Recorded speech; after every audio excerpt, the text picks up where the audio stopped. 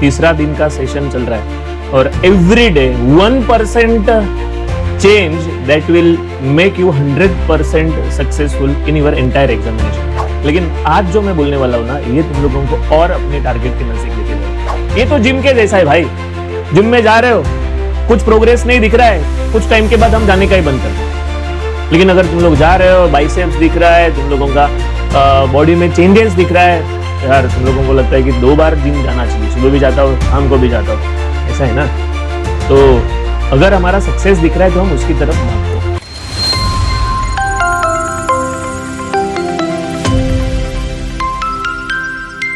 ये students, welcome to academy.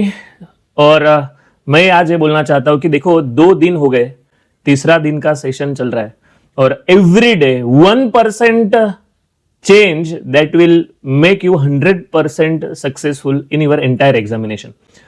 So 2 sessions में तुम लोग ने कुछ लर्न किया, 2 वीडियोस में तुमने कुछ देखा है कि अरे कुछ अपने फायदे वाला हो रहा है, तुम लोगों ने कुछ गोल सेट किया रहेगा, तुम लोगों ने बाकी का डिस्कशन फेजेस वाइज किया रहेगा। लेकिन आज जो मैं बोलने वाला हूं ना, ये तुम लोगों को और अपने टारगेट के नजदीक लेके जाएगा।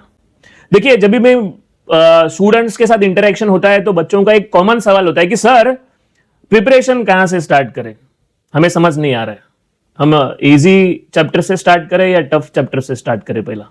सो मेरा एक सिंपल सा बोलना है कि भैया हर बच्चे का अपना अपना एक एनर्जी लेवल होता है। कुछ लोगों को चैलेंजेस लेना पसंद है, कुछ लोगों को धीरे धीरे कॉन्फिडेंस बना के फिर वो बड़े चैलेंजेस लेना पसंद है। तो कुछ लोग डायरेक्ट अटैक करना चाहते हैं, कुछ लोग स्लो अटैक करना चाहते हैं। मेरा एडवाइस ये रहेगा कि देखिए, अगर तुम लोग ने टफेस्ट चैप्टर लिया, जैसा मैथ्स का कॉम्प्लेक्स नंबर हो गया, पूरा तुम लोग ने किया और फिर भी तुम लोगों को आंसर नहीं मिल रहा है, तो फिर हम डीमोटिवेट हो जाते हैं, हमें लगता है कि पूरा दिन वेस्ट हो गया। लेकिन अगर तुम लोग ने इसके जगह पे कोई इजी टॉपिक स्टार्ट किया, जैसा न्यूमेरिकल है, हर चैप्टर का अपना अपना अलग अलग जर्नी है, तो वहां पर तुम लोगों को लगेगा ये समझ रहा है, ये इजी है, तो जैसा तुम लोगों को तरक्की दिखता है ना, तुम लोग उसकी तरफ खींचे जाओगे। ये तो जिम के जैसा है भाई, जिम में जा रहे हो, कुछ प्रोग्रेस नहीं दिख रहा है, कुछ टाइम के बाद हम जाने का ही बंद करते हैं। लेकिन अगर तुम लोग जा रहे हो, बाइसेप्स दिख रहा है, तुम लोगों का बॉडी में चेंजेस दिख रहा है, यार तुम लोगों को लगता है कि 2 बार जिम जाना चाहिए, सुबह भी जाता हूँ, शाम को भी जाता हूँ, ऐसा है ना। तो अगर हमारा सक्सेस दिख रहा है तो हम उसकी तरफ भागते। ध्यान में रखना कि ये स्टडी ऐसा बोलता है कि तुम लोगों का कॉन्फिडेंस जहां पर बढ़ रहा है वहां पर तुम लोग खींचे जाओगे, जहां पर तुम लोगों का डर बढ़ रहा है वहां पर तुम लोग पीछे आने का चालू करोगे। सो तुम लोग डिसाइड कर लो कि तुम लोगों को इजीएस्ट से जाना है या टफेस्ट से जाना है। तो मेरा तो सिंपल सा फंडा है, पहले 2-3 दिन है ना, तुम लोग एकदम इजी वाले टॉपिक कर लो, फिर बीच वाले टाइम में मॉडरेट टॉपिक्स करो, फिर बाद में ना 10 दिन के बाद पूरा फोड़ देने का, जो भी डिफिकल्ट चैप्टर है उसको ही पल्ला पकड़ लेने का हो सकता है तुम लोग से। दूसरा, अगर मैं बात करूं प्रिपरेशन का सही टाइमिंग, जैसा मैंने बोला कि सुबह वाले टाइमिंग में दिमाग फ्रेश रहता है, हम न्यूमेरिकल्स कर सकते हैं, फॉर्मूला याद रख सकते हैं। कॉलेज से आने के बाद है ना, थोड़ा डी एनर्जाइज्ड होते हैं, बॉडी इतना सपोर्ट नहीं करता है, यार कंटाला आया, क्या करो।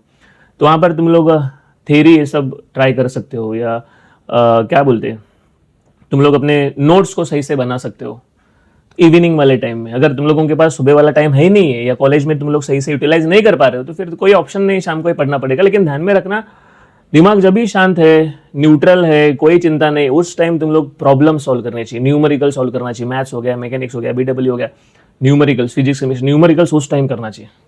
और हफ्ते में कभी ना कभी छुट्टी होता ही है ना, सैटरडे संडे तो छुट्टी रहेगा ना, उस टाइम सुबह के टाइम पे 3-4 घंटा लगा के डिफिकल्ट वाले सॉल्व करने चाहिए। सो मुझे लगता है कि हमने सही से इसके ऊपर बातचीत किया है। और कल के सेशन के बारे में मैं बोल रहा हूं, एक जबरदस्त वीडियो आने वाला है कि why most of the students fail to complete their syllabus first time. Exam के पहले एक बार भी वो लोग सिलेबस क्यों कंप्लीट कर नहीं पाते, क्या इशू है जिसके वजह से वो पीछे आ जाते हैं। तो ये कल हम लोग बातचीत करने वाले। फिलहाल तुम लोगों को ये जो डिस्कशन हुआ है इसमें कुछ इनसाइट्स मिला रहेगा। ईजीएस से अगर स्टार्ट करोगे तो थोड़ा फायदा होगा, कॉन्फिडेंस बिल्ड होगा once you understand the concept तो तुम लोगों को अपने आप वो करने का इच्छा हो जाएगा। लेकिन अगर डिफिकल्ट करने का चालू किया, समझा नहीं, तो तुम लोग डिमोटिवेट हो जाओगे। तो समझ रहे हैं ना क्या बोल रहा हूं? तो ये बैटल बैटल विथ आर्केडेमी, ये तुम लोगों का ट्रेंडिंग चलना चाहिए। अपना एकदम सिंपल सा मिशन है, मैंने बोला कि हर बच्चा क्लियर होना चाहिए।